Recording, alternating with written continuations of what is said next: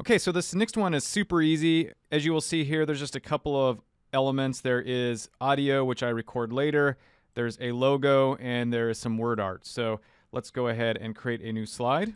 To get the logo, you can, of course, follow the downloading of an image, but there's actually a faster way you can do this. I'm going to search online for a logo that is preferably transparent. I can just then copy the image, come over to the slide, and hit Control V or paste however you prefer to paste. And you will see that it's going to give me some items, and it gives me this one, and I choose this one because it kind of has a consistency with the Association for Talent Development's Book of Knowledge. At least that reminds me of that. And I just click on that, and pretty much that slide is done other than adding some word art. So I'm going to go to Insert. I'm going to go to Word Art. I'm going to choose one that makes sense to me. Let's just choose this one. And I can then do -TD Bach, as you can see, sort of from this item.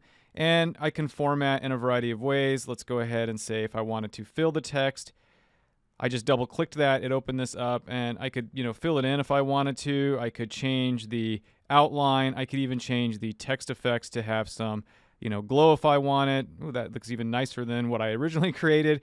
And there you go. That's pretty much how you create this slide.